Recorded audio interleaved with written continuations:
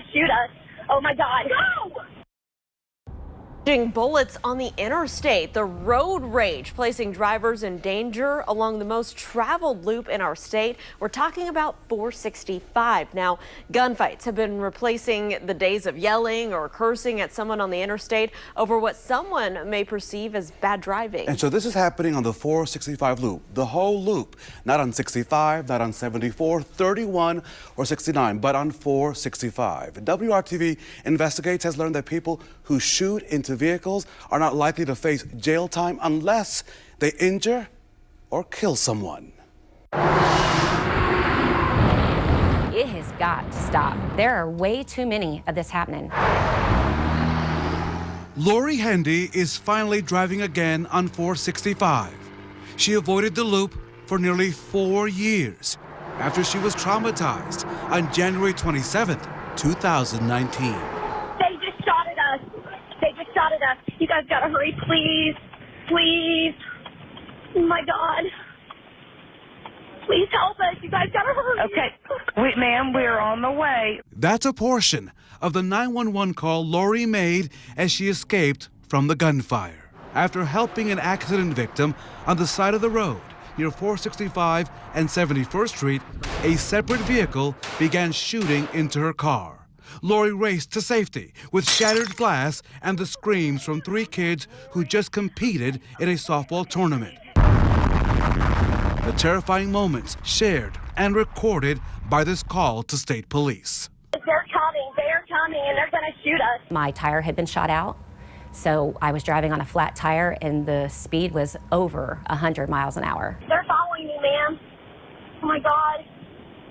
Oh my God. I am holding the steering wheel and I look at my daughter and I said, her name, I said, if I get shot, you are going to have to climb on top of me and drive this car. And I was telling all the girls to, stay down. Oh my God, please save us. Please, you guys start praying that you're gonna shoot, man, I'm telling you. You guys just pray to God. I went off of this interstate.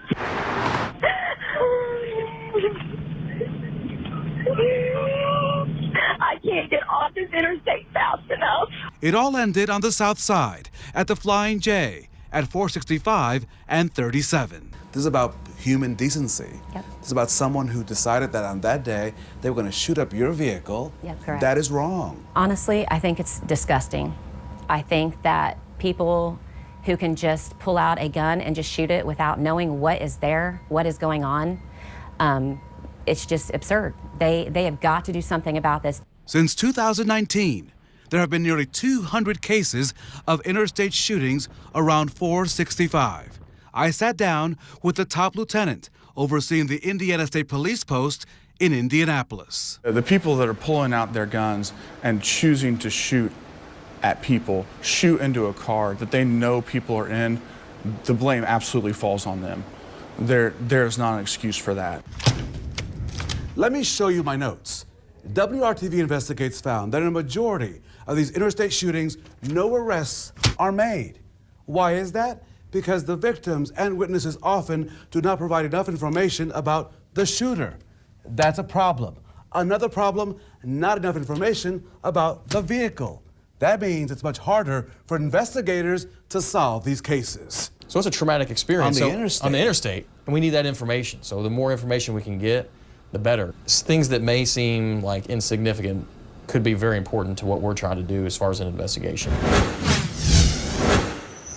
This map at State Police Headquarters shows every road rage incident involving gunfire as investigators seek to determine what's driving the shootings and whether there's a pattern. We would like to have those who are pulling the trigger shooting into a firearm be held more accountable. Last year, there were 66 interstate shootings, about 6 arrests. In most cases, the shooter with no criminal history faced limited jail time. Under current state law, someone who displays a firearm to intimidate the other driver during a road rage incident could face the same punishment as someone who shoots into a vehicle in which no one is injured. The maximum, 6 years if convicted. Consider this. You could face greater jail time if you're caught removing the serial number off a gun, Or if you're arrested for burglarizing a home with a gun in which no one is hurt. Something has got to change because this is not fair. There is no reason why we should be going into our vehicles and being afraid if we're going to be making it home. One courageous mother right there. This is the first time that Lori was ready to tell her story. The suspect in her case was placed on GPS monitoring, and then all criminal charges were dismissed because of differing eyewitness statements. State police right now working to change state law to step up accountability for people who shoot a gun on the interstate.